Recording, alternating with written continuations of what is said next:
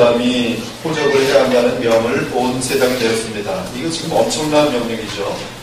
그 당시에 황제라 하면은 막강한 권력을 가지고 있었는데 이 명령에 조금도 누가 불복하지 않으면, 순종하지 않으면 당장 로마 군사들이 와서 체포하고 그리고 아주 감옥에 쳐두는 것은 쉽고 좀 더 강력하게 제지한다면 사람을 죽이는 것은 일도 아니었습니다.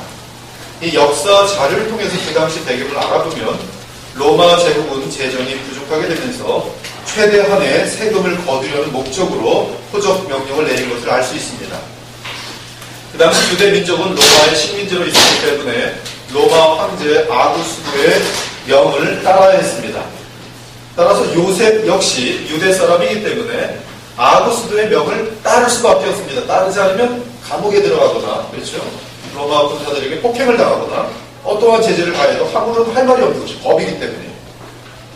즉 로마 제국 내 모든 사람들은 자신이 태어난 고향으로 돌아가서 자기 이름과 함께 재산을 등록해야 합니다. 그래야지 로마 정부는 돈이 필요하니까 정확하게 세금을 거둘 수가 있는 것이죠. 로마 제국의 호적 명령 때문에 요셉과 마리아는 그들의 일상생활을 멈추고 고향으로 갈 수밖에 없었습니다. 그들에게 그 상황은 대단히 불편했습니다. 요셉은 나사렛 사람이 아니었습니다. 그는 다윗의 후손으로서 그의 고향은 베들레헴이었습니다. 따라서 요셉은 호적을 하기 위해서 그가 지금 살고 있는 나사렛을 떠나서 고향 베들레헴으로 가야 합니다. 여러분 뒤에서 지도를 받으셨는지 모르겠지만 지도를 보면은 나사렛은 북쪽에 있고요. 베들레헴은 이쪽 예루살렘 남쪽에 있습니다. 그 직선 거리는 120km예요. 그러나 그 강가에 이 언덕이 있고 산이 있기 때문에 이 언덕들과 산들을 다 고려하면 150km 정도 됩니다. 150km 정도. 마리아 역시 다윗의 후손이고 요셉과 정혼하였기 때문에 베들레헴으로 가야 했습니다. 이 마리아는 요셉과 함께 베들레헴으로 갈 수밖에 없었어요. 근데 만삭을 한 마리아가 요셉과 함께 가지만 150km 이 산으로 올라가면서 내려가면서 그렇게 여행한다는 것은 대단히 번거롭고 힘든 여행이었을 것이에요. 강압이 없었다면, 어떤 위협을 느끼지 않는다면 몰라 안 갈래 할 수 있는 거예요.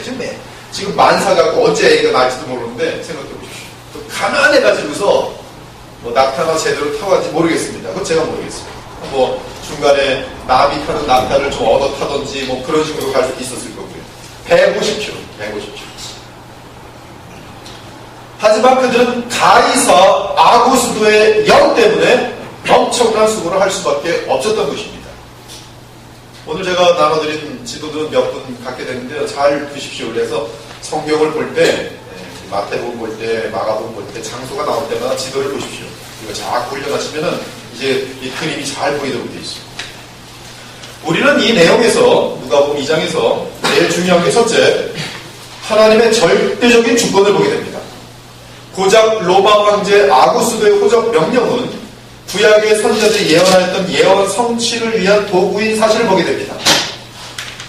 로마 황제 아구스도는 주 하나님의 예언을 성취하는 꼭두각시 일꾼인 것을 우리는 알게 됩니다. 엄청나게 뭔가를 하는 것 같지만 지금 이 모든 일들은 고작 구약의 예언을 이루도록 하시는 하나의 강압적인 일들이 진행되고 있습니다. 이 사건이 진행되지 않으면 요셉과 마리아는 베들레헴으로 가지 않습니다. 잘 모릅니다. 지금 모르고 있어요. 무슨 일이 발생하고 있는지. 하나님께서는 다윗이 살던 다윗의 성읍, 즉 베들레헴에서 구속자가 태어날 것을 미리 정하시고 구약의 선지자를 통해 그 사실을 예언해 주셨습니다. 그러므로 로마 황제 아구스도의 호적 명령은 요셉과 마리아로 하여금 강제로 베들레헴으로 가게 하였고, 마리아는 베들레헴에 도착하자 급하게 막 애기가 나올 것 같아서 막 급하게 이 여인숙도 없어가지고 어쩌다 생긴 것이 보니까 이 동물들이 밥을 먹는 구유통이 하나 있고 그리고 지푸라기가 있으니까 동물을 치워놓고 거기 있을 수 있도록 허락해 줬습니다. 거기서 아들을 낳은, 그러니까 예수님이십니다. 근데 그 아기는 어디서 태어나야 되는 거? 정말 그리스도라면 베들레헴. 마리아와 요셉이 알고서 베들레헴까지 가는 거 아니란 말이죠. 하나님께서는 하나님이 친히 구약의 예언을 이루시기 위해서 아구스도를 명을 내리게 한 다음에 황제로 가게 만드죠. 꼭두각시들입니다. 우리는 역사 가운데서 아기 예수님의 탄생 사건을 대하면서 하나님의 주권을 믿어야 합니다. 이 자리에 앉아있는 우리 역시 완전하신 하나님의 주권 가운데 있습니다. 요셉과 마리아가 아구스도의 호적 명령에 의해 베들레헴에 간 것처럼 우리 역시 하나님의 섭리에 의해 이곳까지 와서 예배를 드리게 되었습니다. 우리 황인성 형제님 같은 경우도 지금 여기 와서 앉아있는데요. 이것이 우연이 아닙니다. 하나님의 섭리예요. 그의 인생 가운데 여러 일들이 발생하다가 어쩌다 하니까 어준호 형제님 만나서 어떻게 하다 보니까 여기 와서 오늘 성탄에도 예배 드리고 앉아있는 것이요. 지금 여러분들이 지금 이 그리스도 보혈교에 앉아서 예배 드리는 것은 완전한 섭리입니다. 하나님의 섭리예요. 제가 왜 여기 와서 앉아있는지 저도 모르겠어요. 철저한 하나님의 역사에 의해 이곳까지 온 것입니다. 그러므로 우리는 현재 우리가 처한 모든 상황에 대해 하나님의 섭리라고 믿어야 합니다. 대단히 중요한 믿음이에요. 힘든 것도, 일이 잘 되는 것도, 병 진단을 했는데 어떤 내용이 나온 것도, 아픔도, 직장이 붙은 것도, 직장이 안 되는 것도, 자녀도, 애가 병드는 것도, 애가 학교 들어가는 것도, 이 모든 것들이 전부 하나님의 주권에 의해 진행되고 있다는 사실입니다. 그렇다면 우리 할 일은 무엇입니까? 현재 주어진 상황 속에서 우리가 행할 단 한 가지 예는 주의 뜻이 무엇인지 알고 그 뜻대로 순종하는 것이 믿음입니다. 그것을 모르면 여러분은 그냥 아구스도처럼 그냥 꼭두각시일 뿐이 아무것도 모르고 인생 흘러가다가 그냥 끝나는 것입니다. 꼭두각시로 시작해서 꼭두각시 끝나는 거예요. 저는 지금 아구스도 황제를 꼭두각시라고 말합니다. 그러나 하나님의 자녀들은 자신이 주어진 상황 가운데 전능하신 하나님의 뜻을 찾아서 그 뜻대로 해가고 있습니다. 그 사람들은 아구스도보다 억만 배 뛰어나고 위대한 사람입니다. 영원한 의미를 알고 있기 때문에. 그것이 베들레헴의 성탄 사건이 알려준 대단히 중요한 비유입니다. 한편 구약의 예언을 보면 하나님께서는 다윗 왕의 혈통으로부터 그리스도가 나실 것을 약속하셨습니다. 다윗 왕의 혈통입니다. 하나님께서 나단 선지자를 통해 다윗에게 약속하십니다. 일방적인 주의 약속입니다. 그 약속은 다윗의 후손으로 메시아가 올 것이라는 약속입니다. 그 메시아가 오면 다윗 왕국이 영원히 서게 될 것이라고 하나님께서 맹세로 약속하셨습니다. 그는 내 이름을 위하여 집을 건축할 것이요 나는 그의 나라 왕위를 영원히 견고하게 하리라. 지금 다윗에게 하는 약속입니다. 나는 그에게 아버지가 되고 그는 내게 아들이 되리라. 따라서 다윗의 그 후손이 오면 다윗의 왕국은 영원하도록 되어 있어요. 왜? 하나님의 언약이기 때문에, 하나님의 약속이기 때문에, 하나님의 맹세이기 때문에. 그래서 사람들은 메시아! 그 메시아는 다윗의 후손으로 오는데 메시아가 오면 하나님의 나라가 영원할 것이다. 그들은 민족 이스라엘이 하나님의 나라인 줄 착각했지만 하나님께서 보시는 하나님의 나라는 태초부터 주의 보혈로 값주고 사시는 주의 백성은 여러분들입니다. 이 약속은 대단히 중요한 약속인지라 여호와 하나님께서는 이사야 선지자를 통해 다시 확언해 주십니다. 이새의 줄기에서 한 싹이 나며 그 뿌리에서 한 가지가 나서 결실할 것이요 그에 비해 여호와의 영 곧 지혜와 총명의 영이요 모략과 재능의 영이요 지식과 여호와를 경외하는 영이 강림하시리니 그가 여호와를 경외함으로 즐거움을 삼을 것이며 그의 눈에 보이는 대로 심판하지 아니하며 그의 귀에 들리는 대로 판단하지 아니하며 철저하게 하나님이 보내신 분의 뜻을 따르죠. 공의로 가난한 자를 심판하며 정직으로 세상의 겸손한 자를 판단할 것이며 그의 입에서 나오는 막대기로 세상을 치며 그의 입술의 기운으로 악인을 죽일 것이며 공의로 그의 허리띠를 삼으며 성실로 그의 몸의 띠를 삼으리라. 그날에 이새의 뿌리에서 한 싹이 나서 만민의 기치로 설 것이요 열방이 그에게로 돌아오리니 그가 거한 곳이 영화로우리라. 이새가 누굽니까? 이새. 성경을 모르면 이새가 누군지 알 수가 없죠. 이새는 다윗의 아버지입니다. 이새의 줄기가 누구십니까? 다윗입니다. 따라서 다윗 가문으로부터 메시아는 여호와의 영으로 충만할 것입니다. 또한 예레미야 선지자를 통해서도 예언하셨습니다. 여호와의 말씀이니라. 보라, 때가 이르니 내가 다윗에게 한 의로운 가지를 일으킬 것이라. 그가 왕이 되어 지혜롭게 다스리며 세상의 정의와 공의를 행할 것이며 그의 말에 유다는 구원을 받겠고 이스라엘은 평안을 할 것이며 그의 이름은 여호와 우리의 공이라 일컬음을 받으리라. 다윗으로부터 나오는 그 왕은 우리에게 여호와 앞에서 righteousness of Jehovah, 여호와 하나님의 의라. 그 의를 어떻게 만들어요? 예수님께서 완전하게 의를 지키시고 우리에게 주시죠. 여러분의 죄는 그분에게 넘어가죠. 언제? 주 안에서 언약할 때, 영접할 때, 믿을 때. 그러면 다윗의 혈통으로부터 공의로운 왕이 오실 것인데 그가 바로 메시아, 그리스도. 메시아는 히브리 말이고 그리스도는 헬라 말이에요. 그가 바로 그리스도. 다윗의 혈통으로부터 오죠. 또한 주 하나님은 미가 선지자를 통해 메시아가 어디서 태어날지를 미리 알려주셨습니다.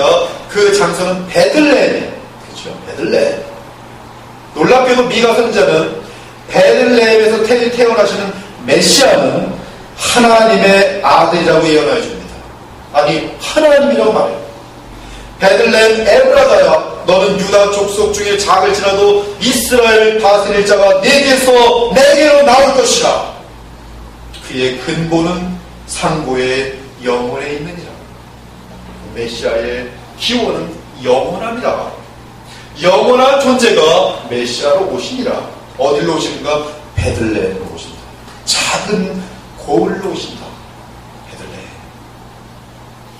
아주 조그만 동네. 이처럼 다윗에게 주어진 약속에 의하면 그리스도는 무엇보다 먼저 베들레헴에서 태어나야만 합니다. 베들레헴에서 태어나지 않으면 그리스도의 자격이 되지 않습니다. 하나님의 약속과 맞지 않기 때문에. 그 예언은 놀랍게도 로마 황제 가이사 아구스도의 강제적인 호적 명령에 의해, 가이사를 영어로 시저라고 그러죠. 가이사가 또 뭘까? 기본부터 계속 반복하는 수밖에 없어요. 가이사는 꼭 가이를 자른다는 뜻이다. 가이사, 이 시저를 한국말로 한 것이 영어로 시저, 어거스타스, 가이사 아구스도. 그렇죠? 지금 이 예언은 로마 황제 가이사 아구스도의 강제적인 호적 명령에 의해 요셉과 동정녀 마리아가 베들레헴으로 가게 됨으로 인하여 성취되고 있습니다. 이 얼마나 완벽한 하나님의 섭리입니까? 이 얼마나 완벽한 하나님의 섭리입니까? 여러분들을 이 자리까지 와서 오늘 예배드리게 하십니다. 가만히 생각해 보세요. 내가 왜 여기 앉아서 지금 예배를 드리고 있지? 동주 형제님, 왜 코앞에서 이렇게 예배를 드리고 있지? 5년 전으로 거슬러 올라가 보십시오. 10년 전으로 거슬러 올라가십시오. 그러면 하나님의 섭리가 완전한 섭리. 한편 베들레헴 지역에서는 목자들이 밤에 밖에서 자기 양떼를 지키고 있습니다. 베들레헴의 양떼가 유월절 양으로 드려지는 것은 그 당시 잘 알려진 사실입니다. 중요한 정보예요. 베들레헴의 양떼가 왜 거기서 양떼를 키우고 있는가? 베들레헴은 이 예루살렘 성전에서 가깝습니다. 이 유월절 양을 키우는 곳이 베들레헴 양 목장입니다. 먼 곳에서 예루살렘으로 오는 나그네들이 예루살렘까지 양을 데려오는 것이 어렵기 때문에 돈을 주고 흠없는 유월절 양을 사는 일이 많았습니다. 바로 그 흠없는 유월절 양을 따로 키우고 돌보는 목동들이 베들레헴의 과함의 양떼를 치는 목동들이었습니다.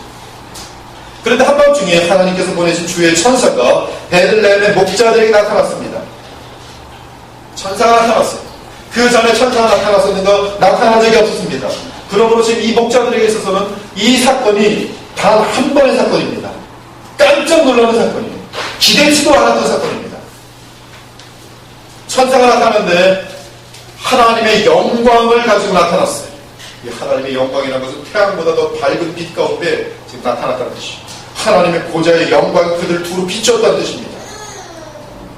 얼마나 두려웠겠습니까? 환한, 태양보다 더 밝은 환한 가운데 천사가 나타났어요. 천사도 처음 보는 겁니다. 그래서 두려워 떨 수밖에 없습니다. 이때 주의 천사가 말합니다. 주님이 보내신 천사지요. 무서워하지 말라. 내가 온 백성에 미칠 큰 기쁨의 좋은 소식을 너에게 전하노라. 여기서 온 백성은 만방, 즉 이 땅의 모든 백성들과 나라들을 말합니다. 그러므로 온 세상에 미칠 좋은 소식을 전한다라고 번역해도 그 의미가 바뀌지 않습니다. 그리고 말합니다. 가장 중요한 내용이죠. 이렇게 엄청난 영광 가운데 나타난 천사가 목동들에게 말합니다. 좋은 소식을 전한다. 온 세상에 좋은 소식을 전한다. 무엇이 좋은 소식입니까? 오늘 다윗의 동네, 다윗의 동네가 어디입니까?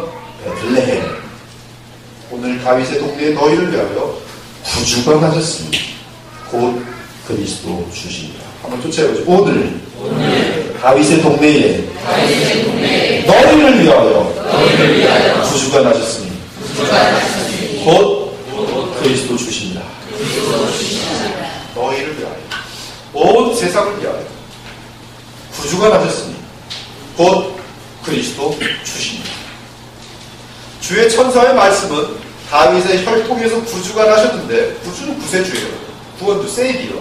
구주가 나셨는데 그는 그리스도시며 주라는 것입니다. 주는 그리스도시요 살아계신 하나님의 아들입니다. 베드로가 고백했어요. 천사가 정확히 말합니다. 그는 그리스도며 주시니라. 무엇으로부터의 구주입니까? 간단하게 이름은 예수라 할 것인데 그는 모든 백성을 죄로부터 구원할 구주입니다. 죄로부터의 구원입니다. 그분은 누구십니까? 그는 메시아이며 또한 주이십니다. 그분은 주이신데 메시아가 되셨습니다. 메시아로 오셨습니다. 그분은 메시아로서 이 땅의 모든 백성들로 하여금 죄로부터 구원하실 분입니다. 이것이 주의 천사가 주의 영광 및 찬란한 광색 가운데 베들레헴의 목동들에게 나타나 선포한 말씀입니다. 주의 천사가 선포한 내용은 대단히 중요하기 때문에 좀 더 상세한 설명이 필요합니다. 한 번은 예수님께서 이 땅의 군중들과 함께 계시고 있는데 바리새인들이 군중 가운데 많이 끼어 있었어요. 바리새인들은 예수님을 크게 보면서 잡아먹으려고 실책, 말실수한 걸 가지고 로마에다가 고자질해서 감옥에 쳐들려고 항상 쫓아다니고 있어요. 어떻게든지 이 질기와 질투 가운데, 질투 때문에, 미움 때문에 가득 찬 가운데 예수님을 제거하려고 바리새인들이 버티고 있는데 어느 군중 가운데 많이 있었습니다. 이때 예수님께서 군중들 사이에 바리새인들이 있는 것을 알고 그들에게 모셨습니다. 마태복음 22장 43절 이하입니다. 이때 바리새인들은 예수님의 정치를 모릅니다. 깨달을 수가 없어요. 도대체 알 수가 없어요. 도대체 예수라는 존재가 무엇인가? 이때 바리새인들을 향하여, 물론 다른 유대인들에게도 큰 교훈이고 영원히 우리에게 남겨주시는 그런 어떤 메시지, 진리를 알기 위해서 이 말씀을 하십니다. 예수께서 바리새인들에게 물으십니다. 너희는 그리스도에 대하여 어떻게 생각하느냐? 누구의 자손이냐? 바리새인들이 그렇게 시군증 먹고 문제를 내는 그리스도 다윗의 자손입니다. 그랬습니다. 예수께서 다시 물으십니다. 그러면 다윗이 성령에 감동되어서 어찌 그리스도를 주라 칭하였느냐? 어찌 다윗이 다윗의 후손으로 오는 그리스도를, 자기 후손으로 오는 그리스도를 주라 칭하였느냐? 그 주라 칭한 내용이 시편 110편인데요. 다윗이 그곳에 이렇게 있어요. 예수님께서 그대로 인용하십니다.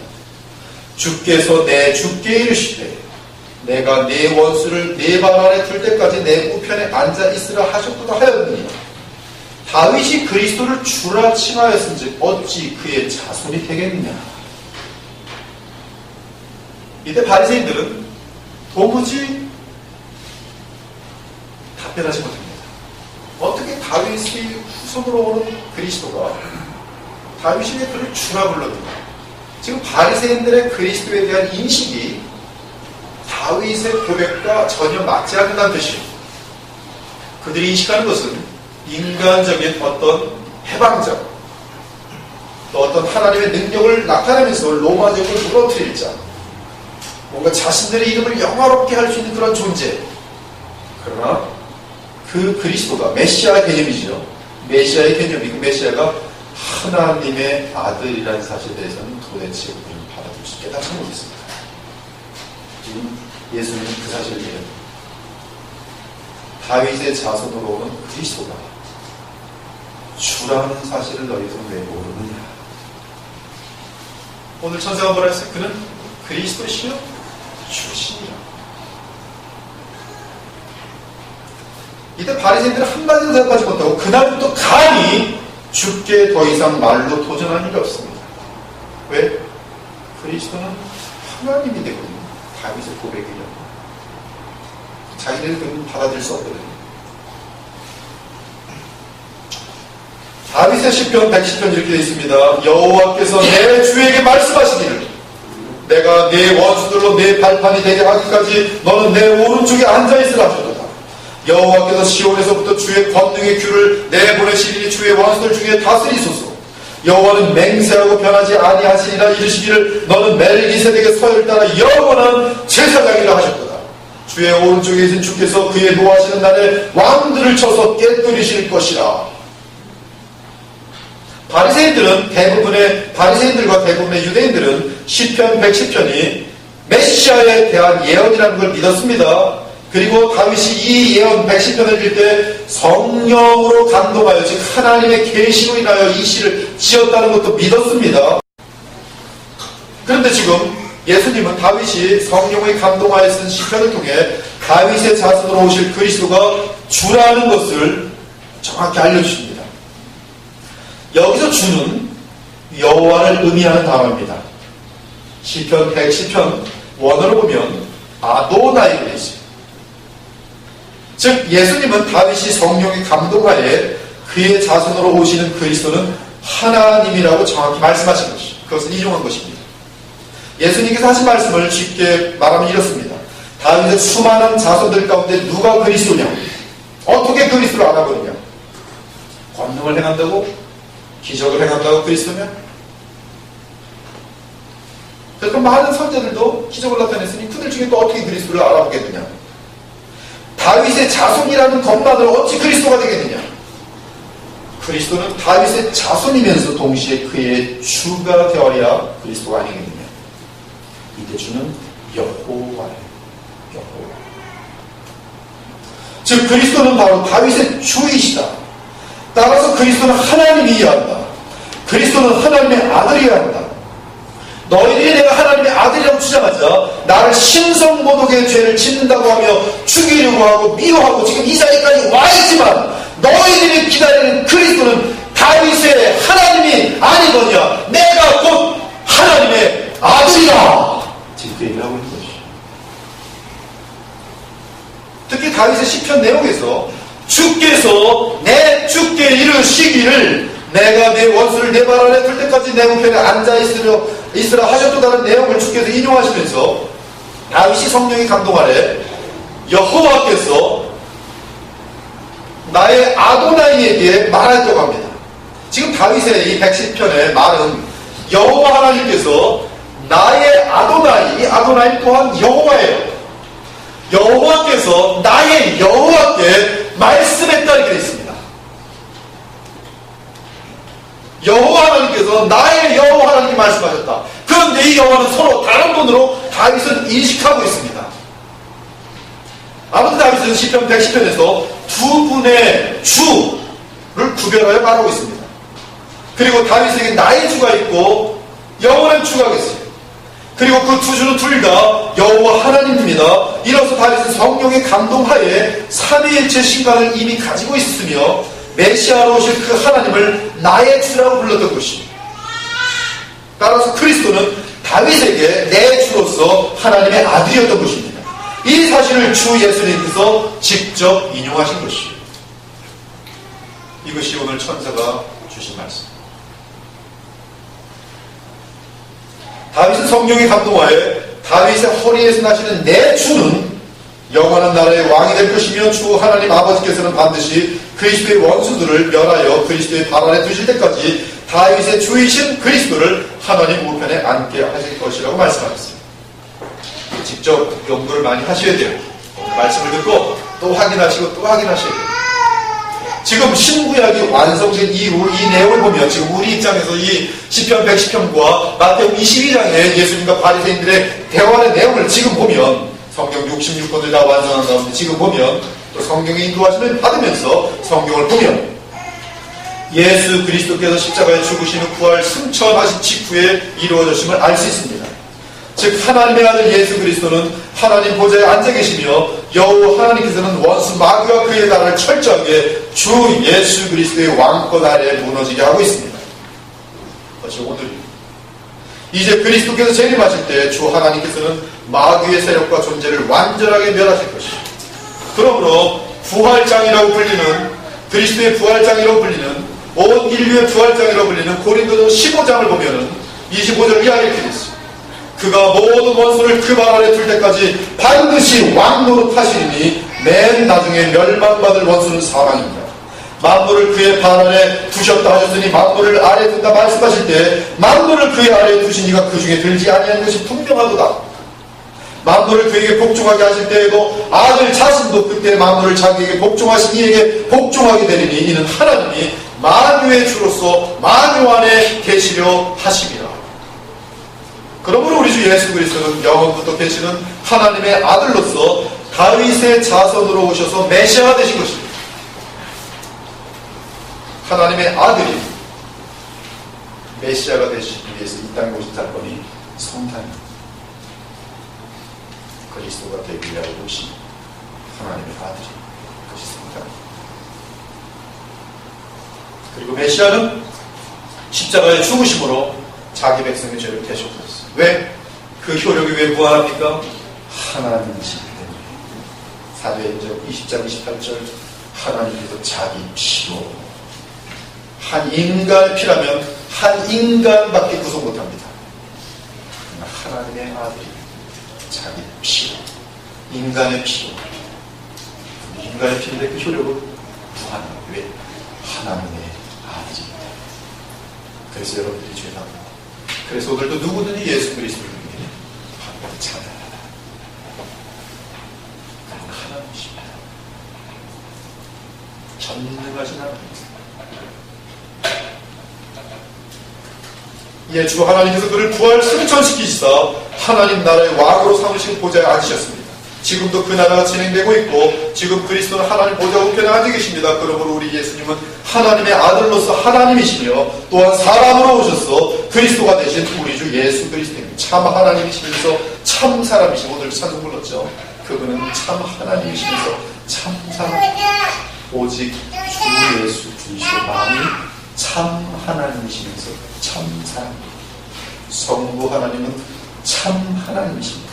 성령 하나님은 참 하나님이십니다. 그러나 말씀 하나님이며 하나님의 아들이신 성자 하나님은 마리아의 몸을 입고 오셔서 그분은 참 하나님이시면서 참 사람, 그분만이 참 하나님이시면서 참 사람. 예, 로마서는 복음의 핵심에 대해 다룰 때 로마서 1장 3절과 4절은 이 복음의 핵심인데요. 그의 아들의 관하여, 하나님의 아들의 관하여입니다. 그의 아들의 관하여 말하면 육신으로는 다윗의 혈통에서 나셨고 성령, 성결의 영으로는 죽은 자들 가운데서 부활하사. 부활이라는 사건은 무엇을 가장 크게 나타내고 있는 것인가? 예수님만이 지금까지 부활하셨는데, 영원히 부활하셨는데 부활 사건은 무엇을 말하는가? 그는 하나님의 아들이라는 증거. 2000년 전에 있었던 예수 그리스도의 부활 사건은 모든 사람이 부인할 수 없는 그분의 부활 사건은 500여 명이 동시에 보았던 그분의 부활 사건은 그 당시에 온 세계가 누구든지 와서 확인하면서 확인하였던 조금도 거짓이 없는 부활 사건은 그분은 하나님의 아들이다. 영원히 계시는 하나님이 전 사건을 입증합니다. 부활하사 능력으로 하나님의 아들로 선포되셨습니다. 곧 우리 주 예수 그리스도십니다. 하나님의 아들이 되시는 것이 아니라 영원히 하나님의 아들이신데 그가 부활하심으로 말미암아 확증되고 선포된 것이죠. 확증되고 선포된 것이죠. 그러므로 기독교를 무너뜨리려면 부활을 무너뜨리면 돼요. 부활이 없다면 여러분들은 다 속은 것입니다. 2000년 전에 예수 그리스도의 부활이 있다면 그분은 하나님의 아들이며 그분의 십자가의 죽으심은 바로 믿는 자들의 죄를 사하시며 하나님의 최고의 성령. 그것이 오늘 천사가 나타나서 하신 말씀. 다윗의 동네에 아들은 나옵니다. 그는 그리스도시 주십니다. 무서워하지 말라. 보라, 내가 온 백성에게 미칠 큰 기쁨의 좋은 소식을 너희에게 전하노라. 왜 좋은 소식입니까? 어떠한 죄인이라도 바로 이 메시아 그 죄사를 할 수 있어. 오늘 다윗의 동네에 너희를 위하여, 너희를 위하여, 너희를 위하여 구주가 나셨습니다. 곧 그리스도 주십니다. 이제 12절을 보면 주의 천사가 계속 말합니다. 너희가 가서 강보에 쌓여 구유에 되어있는 아기를 보리니 이것이 너희의 표적입니다. 제가 이 누가복음을 지금까지 수십 번, 수백 번 이렇게 봤을 텐데, 근데 요번에 보는데 구유라는 단어가 계속 굉장히 많이 보입니다. 구유의 아기가 나는 그 모습이 일반적인 사건이 아니고 엄청난 메시지가 있는 사건이구나. 하나님께서는 목동들로 하여금, 이 마리아는 자기가 남자하고의 관계를 같이 하는데 배가 이렇게 불렀으니 기적 중에 기적이죠. 자기 동정녀인데 애기가 났으니 성령을 갖고 자기가 체험했을 수밖에 없습니다. 요셉도 압니다. 마리아의 그 깊은 정직함과 그의 신실함, 조금도 흠이 없는 이 마리아의 말에서 나오는 그 말을 주의 천사가 현동하여서 친히 말씀해 주시니 지금 마리아의 뱃속에 있는 아기는 하나님의 아들이에요. 그렇죠? 성령으로 난 아이입니다. 근데 목동들이 모르거든요. 목동은 천사의 음성을 들었습니다. 근데 그가 하나님이시며 주인 사실 어떻게 합니까? 그를 알아볼 수 있는 방법은 무엇입니까? 구유의 아기가 되겠어요. 구유라는 것은 영을 통이란 말이에요. 영을 통해 지금 아기가 되었어요. 지금까지 이 역사 가운데 영을 통해 아기가 있는 사건이 있을지 없을지 잘 모르겠어요. 누가 보아도 너무나 이상하고 특이한 사건이죠. 너희가 가서 강보에 쌓여 구유에 되어있는 아기를 보리니 이것이 너희에게 표적입니다. 그러면서 표적을 보여줍니다. 다시 한번 조금이라도 의심하지 않도록. 방금 전까지는 영광 가운데 천사 한 사람이 있었습니다. 그런데 갑자기 천군 천사가 수억, 수십억, 얼마나 되는지 모르겠어요. 하늘이 활짝 열리면서 천사들이 보입니다. 만군의 천사들이 보입니다. 그들이 그 천군 천사들이 하나님을 찬송합니다. 환하게 보이겠죠. 지극히 높은 곳에서는 하나님의 영광이에요. 땅에서는 하나님이 기뻐하시는 사람들 중에 평화롭다. 찬양 소리가 아마 영원히 잊지 못하실 것입니다. 그 목소리. 하늘의 찬양 소리가 그 엄청난 밝음 가운데 그 셀 수 없이 많은 천사들, 그 아름다운 천사들. 한참 진행되었습니다. 그리고 시간이 돼서 싸웠습니다. 밤이 되었습니다. 다시 별들만 반짝반짝해요. 정막이 찾아왔습니다. 천사가 있다가 하늘로 올라가니 목자들이 서로 말합니다. 당장 베들레헴으로 가서 주께서 우리에게 알리신 바 구유에 되어있는 아기를 찾아보자. 여기 주의 천사가 말씀한 건데 이 목동들을 알고 있어요. 주님이 보내서 우리에게 알리신. 그래서 주께서 우리에게 알리신 바 구유에 누워있는 아기를 찾아보자. 어디에 누워있어요? 구유에 아기 있대. 빨리 가서 보자. 구유에 있을 거야. 달려가보자. 베들레헴 보고 얼마 안 되거든요. 그곳에 가서 구유에 누인 아기와 함께 요셉과 마리아를 쉽게 찾을 수 있었습니다. 주의 천사의 말이 정확했습니다. 이에 그들은 요셉과 마리아에게 천사가 한 말을 전해줬습니다. 뭡니까? 기쁜 소식을 온 세상에 전한다고 하는데 바로 다윗의 동네에 나아갈 것이요. 과연 그리스도시며 주라는 말씀입니다. 이 아기는 그리스도시며 주이십니다. 이것이 핵심입니다. 이 아기는 메시아요 주이십니다. 그 전에 요셉과 마리아에 누가 더 있었는지 모르지만 그 얘기를 듣고 다들 크게 놀랐습니다. 크게 놀란 이유는 하늘의 천사들이 나타나 찬양한 사실, 그리고 주의 영광이 나타나는 가운데 주의 천사가 간단하게 예수님에 대해 한 말 때문입니다. 즉 이 아기는 하나님의 아들로서 주 여호와시며 그동안 기다려왔던 그리스도라는 사실입니다. 이 아이는 주 여호와 하나님이십니다. 그 위에 누워있는 그 아기는 주 여호와 하나님이십니다. 하나님의 아들이십니다. 우리 성경의 증거입니다. 천사의 질문.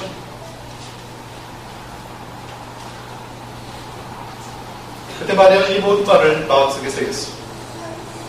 그 목자들은 자기들이 두고 본 모든 것을 인하여 하나님께 영광을 돌리고 찬송하면서 다시 돌아갔습니다. 사랑하는 여러분, 요셉과 마리아는 그 누구보다도 그 갓난아이에 대해 잘 알고 있었습니다. 요셉은 처음에 마리아가 불륜을 저질러서 임신한 줄 알고 있었지만 주의 천사가 꿈에 나타나서 마리아가 잉태한 아기는 성령으로 된 사실을 알려줬습니다. 또한 그 아기는 성령에 의해 사람의 몸을 입고 오시는 하나님의 아들이시며 이름을 예수라고 지어야 한다고 알려주셨습니다. 주의 천사가 요셉에게 꿈에 나타나 말한 내용입니다. 마리아에게 잉태된 자는 성령으로 된 것이라 아들을 낳으리니 이름을 예수라. 이는 그가 자기 백성을 그들의 죄에서 구원할 자이심이라 하니라. 이 모든 일이 된 것은 주께서 선제로 하신 말씀을 이루하시니 이르시되 보라 처녀가 잉태하여 아들을 낳을 것이요 그의 이름은 임마누엘. 임마누 우리와 함께 하신다. 엘 하나님이 우리와 함께 하신다. 즉 이 아이는 하나님이 우리와 함께 하시겠음을 알는 것이다. 이를 번역할 즉 하나님이 우리와 함께 계시다 하니라. 따라서 주의 천사의 말을 믿은 요셉에게 있어서는 구유에 누인 이 아기는 하나님의 자기 백성을 죄로부터 구하는 메시아였습니다. 마리아 역시 마찬가지입니다. 엘리사벳이 기적적으로 세례요한을 잉태한 지 6개월이 되던 어느 날 가브리엘 천사가 주의 영광 가운데 마리아에게 나타나 말합니다. 그때도 천사가 영광 가운데 나타났습니다. 보라 네가 잉태하여 아들을 낳으니 그 이름을 예수라 하라. 그가 큰 자가 되고 지극히 높으신 이의 아들이라 일컬어질 것이요 하나님의 아들이지. 주 하나님께서 그 조상 다윗의 왕위를 그에게 주시리니 메시아죠. 영원히 야곱의 집을 왕으로 다스리실 것이며 그 나라가 영원하리라. 마리아가 천사에게 말하되 나는 남자를 알지 못하니 어찌 일이 있으리까. 천사가 대답하이르되 성령이 내게 임하시고 지극히 높으신 이의 능력이 너를 덮으시니 이러므로 나실 바 거룩한 이는 그는 죄가 없으며 완전한 거룩하신 이인데 이러므로 나실 바 거룩한 이는 하나님의 아들이라 일컬어지니. 다 같은 말이죠. 성경이 계속 똑같은 말을 증언합니다.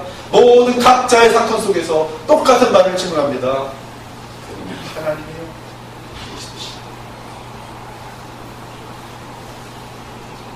그러므로 마리아 역시 구유에 누인 아기는 성령으로 잉태된 아기이며 또한 가브리엘 말대로 지극히 높으신 하나님의 아들인 사실을 알고 있습니다. 그리고 그에게 다윗의 왕위가 주어지고 영원한 왕이 될 것입니다.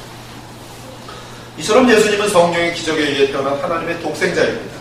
그분은 하나님의 아들로서 죄와 부패로 멸망을 향한 인간의 육신을 입고 이 땅에 태어나셨습니다. 그분은 자기의 백성의 죄악을 대속하기 위해 사람으로 태어나셨습니다. 하나님의 아들은 이 땅에서 십자가의 고난을 감당하기 위해서 갓난아이로 태어나셨습니다. 그분이 말구에서 빛처럼 탄생은 주께서 당하신 십자가의 고난에 대한 예표였습니다. 그분은 그리스도가 될 것입니다. 우리의 왕이 될 것입니다. 우리를 향하신 하나님의 말씀이 될 것입니다.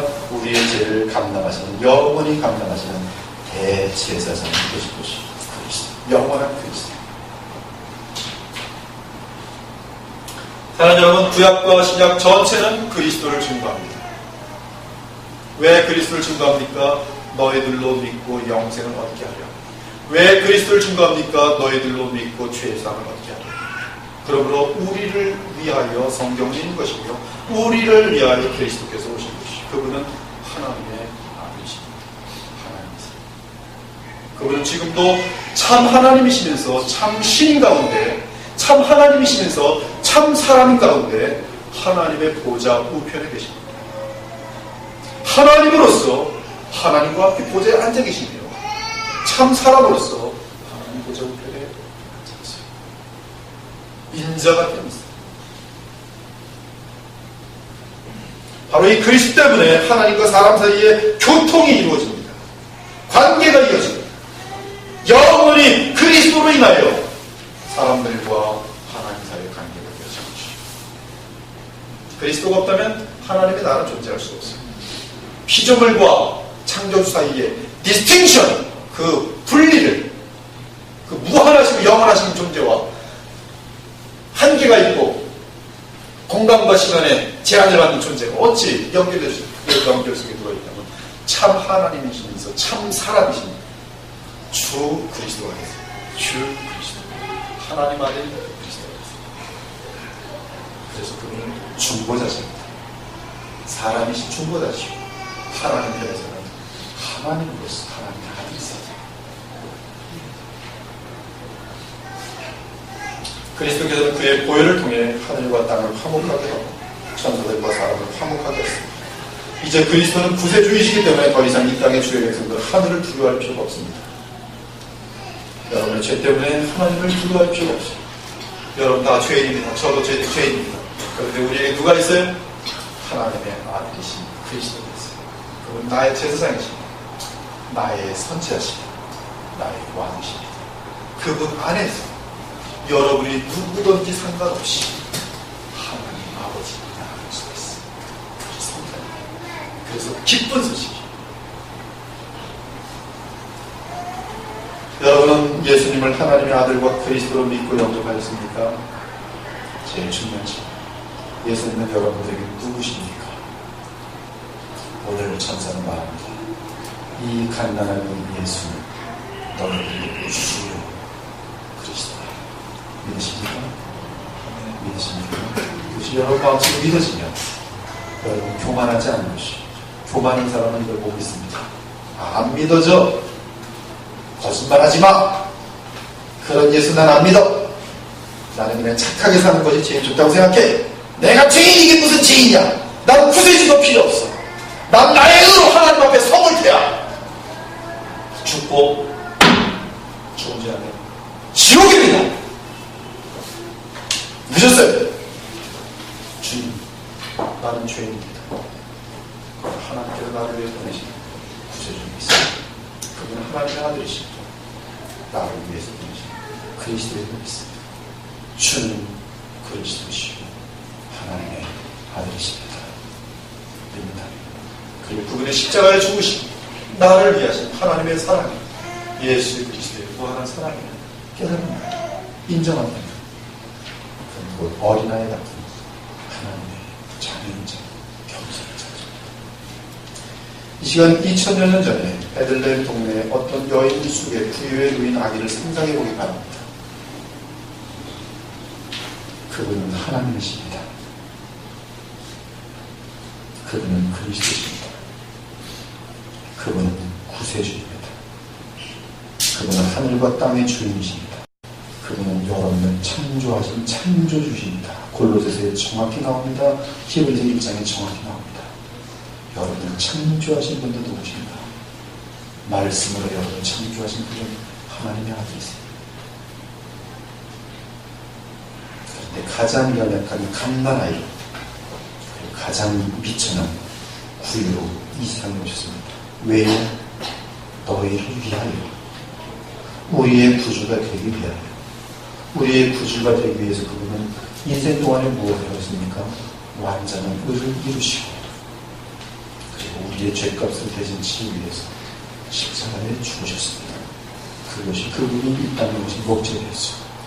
하나님의 의를 완전히 이루시고 그래서 완전한 의를 만드시고 천국 들어갈 수 있는 의를 만드시고 영생을 얻을 수 있는 자격을 만드시고 나의 백성의 죄를 친히 십자가에 감당하셨어요. 그들에게는 본인이 만드신 완전한 의를 정가시켰어요. 임퓨테이션 정가시켰어요. 그리고 이들의 죄를 자신은 감당하셨습니다. 그것이 성탄의 메시지입니다. 십자가상에서 우리가 영원한 제물이 되시기 위해서 오신 것입니다. 오늘 우리는 성탄이 어떤 날인지 다시 한번 성경적으로 우리는 여러분들이 지금 알다시피 상당히 달게 지금 성탄을 맞이하고 있습니다. 오늘 달게들처럼 기도하시고 있어요. 우리 마음이 예수님이 누군지 왜 이 세상의 인정을 알지 못한다는 그것은 여러분들 인간들끼리 자주 이런 행사를 하지 않는 단체가 여러분 가장 깊은 영혼 속에서 주님 감사합니다. 나 같은 죄인을 구원하시기 위해서 그 높은 영광을 내려놓으시고 이 땅에 오신 하나님의 아들 예수 감사합니다. 주님 나의 그리스도십니다. 나의 구주십니다. 나의 왕이십니다. 나의 대제사장이십니다. 하나님의 영원한 말씀입니다. 저를 받아주시옵소서. 그렇게 고백한다면 그리고 여러분의 인생을 주의 뜻대로 살고자 최선을 다하는 최고로 예수님을 영화롭게 하는 성당이 되고 싶다. 함께 기도하겠습니다.